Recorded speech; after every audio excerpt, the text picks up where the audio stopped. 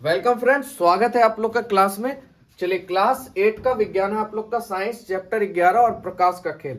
Chapter बहुत बढ़िया है, आप लोग बढ़िया से समझिएगा। सबसे पहले देखिए, प्रकाश। प्रकाश होता क्या है? जैसे देखिए, आंखों का कोई अपना प्रकाश नहीं है, इसको जब तक प्रकाश नहीं मिलेगा तो ये देख नहीं सकता है ना। बिना प्रकाश के हम कोई भी चीज नहीं देख सकते, क्योंकि किसी भी चीज का प्रकाश नहीं है ना।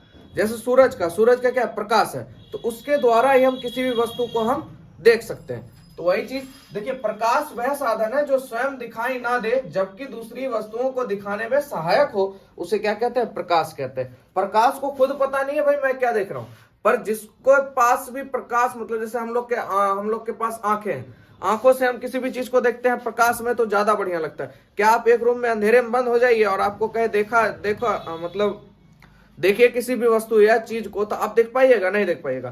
किसी भी वस्तु या चीज को देखने के लिए आप क्या कीजिएगा? कहीं ना कहीं प्रकाश का आपको जरूरत पड़ेगा। तो वही चीज है यहाँ प्रकाश। चलिए आगे बात करते हैं।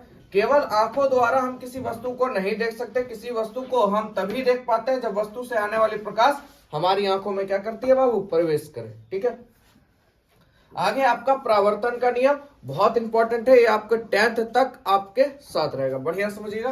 देखिए, कहता है किसी भी परावर्तक पृष्ठ पर पड़ने वाली प्रकाश किरण को आपतित किरण कहते हैं। परावर्तक पृष्ठ से परावर्तन के पश्चात वापस आने वाली प्रकाश किरण को परावर्तित किरण कहते हैं। ठीक है, तो ये था डेफिनेशन। अब देखिए, आप लोग एकदम ध्यान समझिएगा, आप लोग प्रकाश का परावर्तन समझ जाइएगा। ये देखिए, ये कोई परावर्तक पृष्ठ है। ठीक है, ये कोई पृष्ठ है। अब यहां से प्रकाश आ रहा है, प्रकाश आ रहा है इस तरह से, तो आने वाली किरण को आपतित किरण कहते हैं। याद रखिएगा, आने वाली किरण को आपतित किरण होता है, किरण कहते हैं। जैसे ही ये पृष्ठ से टकराएगा, जिस तरह आया था उसी तरह वापस चला जाएगा। और जाने वाली किरण को परावर्तित किरण कहते हैं। समझ में आ गया आपको? आने वाली किरण को आपतित किरण, जाने वाली किरण को परावर्तित किरण।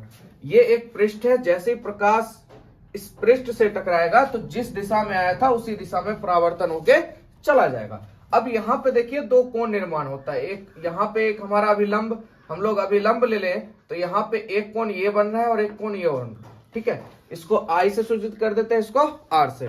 यानी इस कोण को जो आपतित किरण के साथ बन रहा है उसे आपतन कोण कहेंगे, जो परावर्तित किरण के साथ बन रहा है उसे परावर्तन कोण कहेंगे। ठीक है, चलिए, आपतित किरण तथा अभिलंब के बीच में कोण को आपतन कोण, है ना। आपतित किरण और अभिलंब के बीच में जो कोण बन रहा है उसे क्या कहेंगे? आपतन कोण, यानी आई से सूचित करेंगे, एंगल आई। परावर्तित किरण तथा अभिलंब के बीच में जो कोण बन रहा है उसे क्या कहेंगे? परावर्तन कोण, यानी एंगल आर कहेंगे। ठीक है, और आपतित किरण आपतन बिंदु पर अभिलंब तथा परावर्तित किरण एक ही तल में होता है। बहुत इंपॉर्टेंट है ये, सोच लीजिए। ये टॉपिक जो है ना आपका, ये तो खैर डेफिनेशन है, यहां से लेके यहां तक बहुत इंपॉर्टेंट है। यही सेम चीज आप क्लास 10th में पढ़िएगा। ठीक है, तो यहाँ पे क्या क्या कह रहा है? आपतित किरण, देखिए आपतित किरण, उसके बाद आपतन बिंदु, ये हो गया आपका आपतन बिंदु। ठीक है, अभिलंब, ये अभिलंब हो गया आपका। परावर्तित किरण, ये भी हो गया। ये तीनों जो है ये एक ही तल पर क्या होते हैं? स्थित होते हैं। ये तीनों जो है आपका आपतित किरण, अभिलंब और परावर्तित किरण, ये तीनों एक ही तल पर क्या होते हैं? स्थित होते हैं। यही चीज यहाँ पे कहा गया। तो आप लोग बहुत बढ़िया समझ गए होंगे ये चीज। ठीक है, आपतन कोण, परावर्तन कोण, है ना। आने वाली किरण को आपतित किरण, जाने वाली किरण को परावर्तित किरण। जिस तरह से भी आए, चाहे ऐसे प्रकाश आए तिरछा, ठीक उसी तरह से जाएगा। आप टॉर्च लेके जिधर भी आप लेजर लाइट लीजिए, परावर्तित आप कर सकते हैं। ठीक है, तो चलिए यहां तक आगे चलते हैं। आगे बात करते हैं, नियमित तथा विसरित परावर्तन क्या है? नियमित तथा विसरित परावर्तन। तो देखिए, जब सभी समानांतर आपतित किरणें ऐसी किसी परावर्तक पृष्ठ से परावर्तित होने के पश्चात समांतर होती है तो उसे नियमित परावर्तन कहते हैं। बहुत बढ़िया चीज है। देखिए, ये रहा एक पृष्ठ है, ये प्रकाश की किरण आई। ठीक है, ये देखिए ऐसे टकराई, ऐसे गई, फिर इधर से आई प्रकाश की किरण, जैसे आई वैसे जा रही है, जैसे आई वैसे आई। तो यहाँ पे एक चीज आपको समझ में आ रहा होगा, ये एक दूसरे के क्या जा रहे हैं? समानांतर जा रहे हैं। एक दूसरे के क्या जा रहे हैं भैया? समानांतर जा रहे हैं। तो इस तरह का जो परावर्तन होता है उसे कहते हैं नियमित परावर्तन। समझ में आ गया? डेफिनेशन आपको याद हो या ना हो, याद रखिएगा। नियमित परावर्तन का मतलब समझ गए, जिस तरह से प्रकाश आ रही है वह एक दूसरे के समानांतर अगर जाती है तो उस तरह के परावर्तन को क्या कहते हैं बाबू? नियमित परावर्तन कहते हैं। ठीक है, चलिए अगला देख लेते हैं। जब सभी समानांतर आपतित किरणें किसी परावर्तक पृष्ठ से परावर्तित होने के पश्चात समांतर नहीं होती तो उसे क्या कहते हैं? विसरित।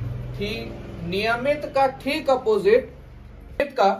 अपोजिट आपका हो जाता है विसरित, है ना। अब देखें यहाँ पर प्रकाश की किरण आ रही है, ये इधर गए फिर आई, फिर देखिए इसको काटते चले गए, मतलब उबड़ खाबड़ है। क्योंकि परावर्तक यहाँ पे सीधा समझिएगा, परावर्तक पृष्ठ जो है वह समतल नहीं है। समतल होता तो 100% समानांतर जाती, भैया समतल है ही नहीं, तो प्रकाश की किरण कभी ऊंचे से टकराएगी कभी नीचे से टकराएगी, तो क्या कभी एक दूसरे के समानांतर होगी? नहीं होगी। तो इस तरह के परावर्तन को कहते हैं हम लोग विसरित परावर्तन। ठीक है, चलिए आगे बात करते हैं परावर्तित प्रकाश का पुनः परावर्तन। ठीक है, जो परावर्तित प्रकाश है उसका पुनः परावर्तन क्या है? तो देखिए, दो समतल दर्पणों का उपयोग परिदर्शी बनाने में किया जाता है। दो समतल दर्पण का उपयोग किस लिए किया जाता है? परिदर्शी बनाने में। और जिनका उपयोग किसमें होता है? पनडुब्बियों, टैंकों तथा बंकरों में छिपे सैनिकों द्वारा बाहर की वस्तुओं को देखने के लिए किया जाता है, उसी में इसका उपयोग होता है। ठीक है, तो ये भी समझ गए। चलिए आगे बात करते हैं आंखें की। चलिए तो देखिए, आंखें हमें अपने चारों ओर के रंग बिरंगे संसार को देखने योग्य बनाता है। हम किसी वस्तु को तभी देख पाते हैं जब उनसे आने वाला प्रकाश हमारी आंखों में क्या करता है? प्रवेश करता है। जब तक आंखों में प्रकाश प्रवेश नहीं करेगा हम किसी वस्तु को नहीं देख सकते, मैंने आपको पहले बताया था। ठीक है, हमारी आंख लगभग गोलाकार होती है, जिसका बाहरी आवरण सफेद होता है और सफेद भाग कठोर होता है ताकि आंतरिक भागों का दुर्घटना से बचाव कर सके। समझ गए आप लोग? इसके पारदर्शी अग्र भाग को, आगे वाले भाग को कॉर्निया कहते हैं, और कॉर्निया के पीछे गहरे रंग की जो पेशियों की संरचना होती है उसे क्या कहते हैं? परितारिका कहते हैं। परितारिका में एक छोटा द्वार होता है जिसे क्या कहते हैं? पुतली कहते हैं। ठीक है, आगे बात करते हैं पुतली के आकार को परितारिका नियंत्रित करती है। याद रखिएगा, पुतली के आकार को यानी पुतली का बढ़ना घटना इसको भैया कौन नियंत्रित करेगा? परितारिका। और परितारिका आंखों का वह भाग है जिससे आंखों का रंग निर्धारित होता है। याद रखिएगा, परितारिका, आंखों का रंग निर्धारण किससे होता है? परितारिका से। ठीक है, और परितारिका नेत्र में प्रवेश करने वाले प्रकाश की मात्रा को भी नियंत्रित करती है। उसके बाद पुतली के पीछे एक लेंस होता है जो बीच में मोटा तथा किनारों पर अपेक्षाकृत क्या होता है? पतला होता है। यही लेंस आंख द्वारा देखी जाने वाली वस्तु का क्या करता है? प्रतिबिंब दृष्टि पटल पर बनाता है। ठीक है, और दृष्टि पटल अनेक तंत्रिका कोशिकाओं का बना होता है जिनके द्वारा अनुभव की गई संवेदनाओं को द्विक तंत्रिकाओं द्वारा मस्तिष्क तक पहुंचाया जाता है। आपने मान लीजिए, सीधा एग्जांपल समझिएगा, आप सीधा खड़े हैं, उधर से कोई आया चाकू लेके आपके पास आ रहा है, आपकी आंखों ने क्या किया? देखा, ये रहा चाकू भैया। जैसे ही आप तक आएगा दिमाग में कुछ हलचल होगी, आंखों ने देखा कुछ हलचल होगी, अब उसको संवेदना यानी उसको जो संचार पहुंचाएगा कौन पहुंचाएगा? मस्तिष्क। और मस्तिष्क से हमारी तंत्रिका जो तंत्र है वहां से वो सिस्टम होगा। तो उस समय आप क्या कीजिए? या तो बचाव कीजिएगा अगर ताकतवर है, नहीं तो भैया भागिएगा, नहीं तो अगर कमजोर दिल के हैं तो भाई खड़े खड़े आराम से कहिएगा, जैसे फिल्मों में होता है, आइए घोंप दीजिए, है ना।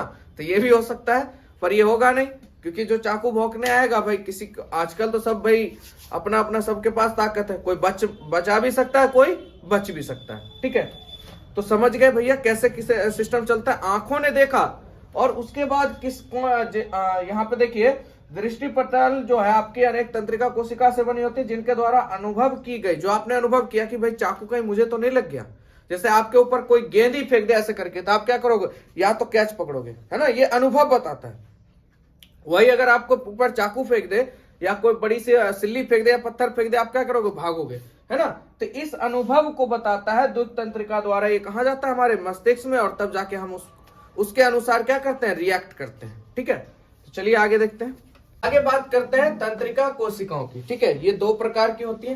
पहला हो जाता है आपका शंकु, दूसरा शलाकाएं। ठीक है, थोड़ा सा जान लेते हैं। तो तीव्र प्रकाश के लिए ये क्या होते हैं? सुग्राही होते हैं तथा रंगों की सूचनाएं भी भेजते हैं। तो रंगों की सूचनाएं भेजने का काम किसको होता है भैया? शंकु का होता है। अगला है शलाकाएं, यह मंद प्रकाश के लिए सुग्राही होते हैं। ठीक है, आगे बात करें, द्विक तंत्रिकाओं तथा दृष्टि पटल की संधि पर कोई तंत्रिका कोशिका नहीं होती है, इसीलिए इस बिंदु को क्या कहते हैं हम लोग? अंध बिंदु कहते हैं। चलिए आगे बात करते हैं, छोटा सा पॉइंट है आप लोग का, बहुत बढ़िया चीज है, आंखों की देखभाल।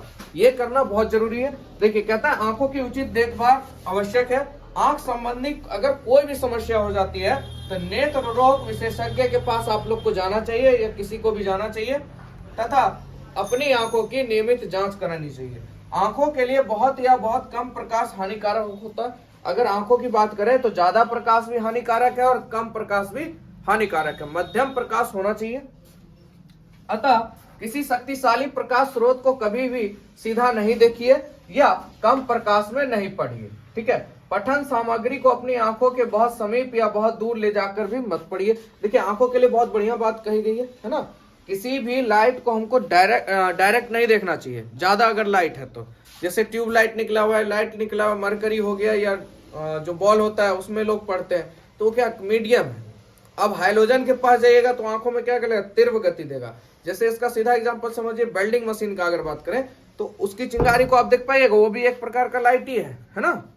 तो उसको आप डायरेक्ट नहीं देख सकते, आंख पे इफेक्ट करेगा। उसीलिए कहा जाता है कि भैया ज्यादा रोशनी भी नहीं देखना चाहिए ना कम, मीडियम रहना चाहिए, और ना ज्यादा दूर रख के पढ़ना चाहिए ना ज्यादा नजदीक। तो इससे आंखों की नियमितता बनी रहती है, मतलब सही ढंग से काम होता रहता है, ठीक है। आगे बात करते हैं, अपनी आंखों को कभी भी मत रगड़िए। गंदा होने पर स्वच्छ जल से उसको क्या कीजिए, धो लीजिए। धूल कण पड़ जाए तब भी स्वच्छ जल से ही धोइए, रगड़ने का जरूरत नहीं है। धोने के बाद भी सुधार ना हो तब डॉक्टर से मिलिए। यदि परामर्श दिया गया है तब उचित चश्मे का प्रयोग कीजिए, ठीक है।